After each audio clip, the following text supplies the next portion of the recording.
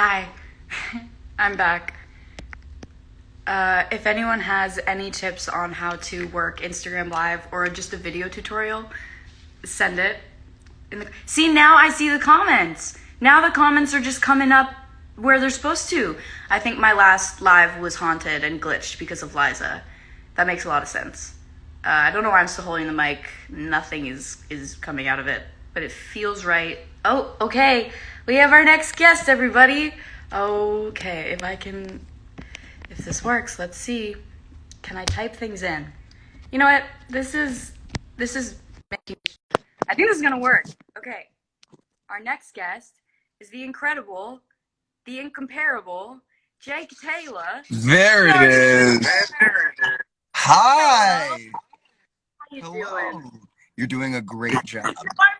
I don't know how to You're doing a great job. You know what's funny is I think Liza initially was like, nah, I don't want to host anything. I don't want to interview my cast. She's like, I do it enough. I'm so good.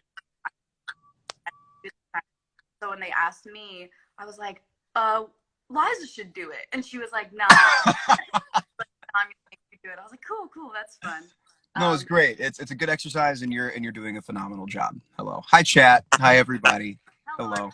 I'm starting to see comments on the bottom now, so this is good. But I have some questions for you from fans. Also, where are you right now? You're in a vehicle.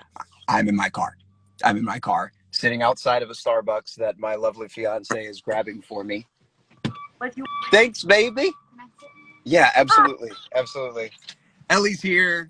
Hello. Hi. Just answering some fan questions. What did you guys get? What are your drink orders? Well, I think she just got me. Did you get anything for yourself? I don't need a coffee right now. No, she doesn't need coffee right now. She just got me a coffee. Oh, she's wearing a mask like a queen. Yeah. Well, not anymore, but I was. Oh my gosh, you haven't met yet, have you? No. Oh, Ellie, Sabrina, Ellie. Yeah, nice to meet you. Nice to meet you. We got a social distance hang at some point in time.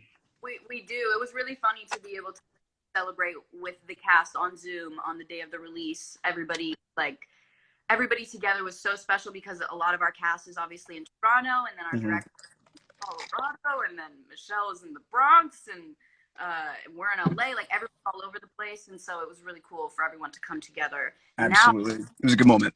And I'm glad we didn't do that on Instagram Live, though, because there definitely would have been technical difficulties. Well, and that Laura kind of hosted it. Like, that was really, so sweet. She's just the best. She's the best. I have some fan questions for you. Answer as you will. This one Great. is so funny, and I want to know this because I feel like this is like your life story. But where did you learn to dance? I learned to okay. Okay. I want the specific place. The specific place was my living room with a VHS tape that I ordered off of the infomercial, the 1-800 this, that, and the other. It's a tape called Darren's Dance Grooves, and it Darren Henning, who he choreographed for Britney Spears and Jordan Knight and NSYNC and the Backstreet Boys and a whole bunch of different artists. He put like this wonderful, just like delicious 2002 like infomercially kind of dance tape together, and that was literally the beginning of my loving dance just in general. And then it that progressed to drama club and school, and then that progressed to a theater company that I was a part of as a kid, and that's where like all of my training and stuff really began. And then I continue to hone that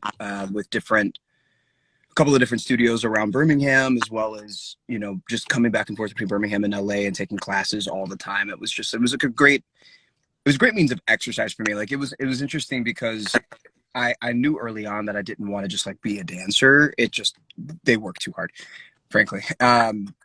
They put their bodies through too much. I'm just like, you know what? I'm good. I will dance when I need to dance. I'll dance in projects and musicals and that kind of thing. But a lot of training came through all of that, and I'm really grateful that I have it in my body and that I get to exercise that. You know what I'm saying?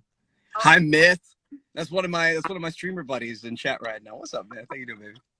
Yeah, and because you've done it in so many different ways. For people that don't know, we go back to me being 12. Literally, that was the first time that we. Literally, yeah. The RDMAs. Yo, yeah. The first one, the first. The inaugural RDMAs where there wasn't any security and it was really fun. To come and get it. I'm still sweating. Yeah, no, that's so crazy. Like, since then, you've been able to like obviously bring your talent to so many different films and TV shows, and obviously on Broadway. Like, what would you say? Oh my gosh, I really feel like an interviewer. This is I love it. Sabrina, you're impressing me right now. I'm not gonna lie. Jesus got it down. I'm trying my best. I love it. But what would you say is your favorite, I guess, kind of way to contribute your talents to? I mean, is it harder for you on Broadway? Is it more fun for you to do it live? Is it more fun to do movies? Because they're obviously it's a completely different process and right. Yeah, I mean, I think that in terms of artistic stimulation, they exist in all facets, right? Like for me personally, I get artistic stimulation out of streaming on Twitch. I get artistic stimulation out of being in a meeting, you know, in like a development meeting for a film I'm producing. I get artistic fulfillment and stimulation out of being in a rehearsal space, being on stage, being on set. Like it's all there. I think that really diving into it, I think that the instant gratification and the kind of electric dynamic that you share with an audience when you're in a theater is on a completely different level. That's I mean, you know this. I mean, I know you got 2 shows in. I know. okay. But it's there, and that experience is there, and you'll go back and it'll be great. That's my favorite. Yeah. That's my favorite. I think it's always just kind of been my favorite. And I think that growing up, I mean, I've been doing this for 16 years now. There was a huge element of me that was like, I love it all. How could I ever pick my favorite? I love doing all of the things. And I realized I was like, it's okay to have a favorite, and it's okay to talk about that. Broadway, for sure. That's definitely my favorite. You have a favorite. It's funny too because people do ask that question all the time. Like, your favorite has to be the one that you stick to. It's like, no, like I enjoy this, but I still get fulfillment, and obviously you get to share your talents through and you reach so many people by getting to do films like this to all I think it's so incredible, and we were so lucky to have you in this movie because you literally like are Jake Taylor. In other ways you're not Jake Taylor, but we all realize in a lot of ways that you are. And I appreciate that. This question is really funny. How did Jake pay his rent? Everyone's laughing. He might have hit the pole. It's hard to say. You know, man, that's a really great question. I think that it was one of those like paycheck to paycheck moments. It also didn't last for too long. Jake ghosted Quinn for a minute, but you know, I think he figured it out. I think he I don't know, maybe he taught privates. Maybe I have no clue. Maybe he taught privates. Maybe that's what it was. Maybe he just, wasn't working at the studio anymore, but the parents really loved him still and still wanted their kids to be taught by him. So they like figured it out. I think that's probably what happened. I like this narrative. I think through these questions we are writing the sequel and we don't realize it. Potentially, yeah. Potentially. What would you say, and you were also like back and forth shooting between this and other things, but what would you say when you were around, like, was your favorite moment of being a part of working or favorite scene to film? Oh, man. I know it's loaded. I mean, it was summer camp. It really was like that. And that's been my favorite way to describe our process, right? Is that they threw a bunch of us in Toronto, which is an awesome city and provides a lot. And, you can kind of do anything there, which is really great. Obviously, COVID wasn't a thing at that point, so we could freely go and have wings and watch, Raptors games and that kind of thing. But, yeah, I mean, what I've been saying, which I think is not too dissimilar from what we've all been describing the process. Like, it's like they threw us all in a city and let us all dance and be fools. And we kind of accidentally made a movie after all of that. All of a sudden there was just a great film that we made and had a great time. Sabrina, I laughed so much. Like, didn't we all? Like, I feel like that was probably the most comedic set I've ever been a part of. Like, I knew every day I'd get the set, and there would be we would just buckle in laughter at something. Usually Liza being Liza and doing Liza things, but yeah, like that was my favorite thing. That was my favorite part of the process, was that I got to work with a friend of mine that I'd known for years, that we had never gotten to actually work on anything together. Like, that's really, really special. And you being an EP on it, I was just so proud. And that I had a couple of other buddies that were part of the project, and so being able to be a part of it, like in that way, at that capacity, and to create something that we all knew felt pretty special, was awesome. You know. I slept like a baby throughout the duration of filming. Oh yeah. It was like a release of laughter and just like being so tired from whatever they were throwing at us on set that day. Because like what was really interesting about our movie is, like, I remember the table read and all of us feeling like, what's missing? And it essentially ended up being the dancing. It really brought our movie, shocker, but it really brought our movie to life.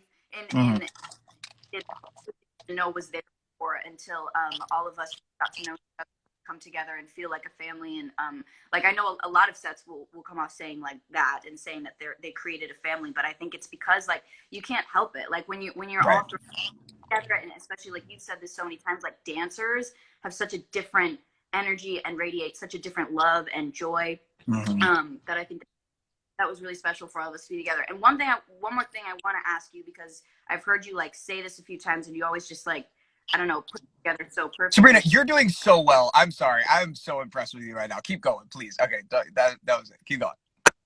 Just gonna thank you. What do you want people to take away from this movie? Because you've stated this before. Yeah. No, it's my favorite thing to talk about. I mean, I think that there's the Jordan that grew up watching the dance films, everything from Save the Last Dance to Honey to the Step Up series, my favorites, You Got Served, blah, blah, blah. There are things that are typical and there are things that are atypical in dance films that I think really kind of sheds light on why they're all so special and why they work all the time. Work, yeah. That was working. Yeah. Okay, cool. I just want to make sure, because you felt like diversity is awesome, right? And especially being a person of color and growing up in an industry where oftentimes a lot of the roles that I didn't book was because I either wasn't white enough or wasn't black enough. Dance films have everything, have everyone, all shapes, sizes, colors, creeds, orientations, religious background, sexual orientation, like all of the thing. And getting that key art initially, it brought tears to my eyes. I was like, I can't, this is so, it's always needed, but it's really needed right now. Inclusivity is just the name of the game. And that's kind of how we all need to live our lives and lead with, is love and inclusivity and so on and so forth. But the thing that I really hope that people take away from it, it's a couple of things. I could dilute it down to, like, I hope that people feel good. I really want people to feel good in the way that we felt good making it, and the way that, as fans of the film, not only were we a part of it and we're part of the creation of it, but I feel good after watching it. And I hope that people take that away from it. I think that the main thing that I love about it, and why I'm so amped about work it, and why I love to talk about it in general, especially with it being a dance film and in that genre, dance is definitely the category. Like, it's that vehicle that takes you from point A to point Z. But this film is really about people. It's about life throwing you curveballs. The life threw the whole world a curveball with the season of life that we're in right now, right? And I think that how we navigate it, how we swing for the fences, and all of this will dictate our joy. It will dictate our consistency as humans, and our ability to kind of bend and mold to whatever is thrown at us circumstantially. Like, that's how we grow as people, right? And I think that watching Quinn, watching Jake, watching Jazz have some curveballs thrown at them, and I think the learning. Oh, can't tell if I'm frozen or if it's young Jordan in the car.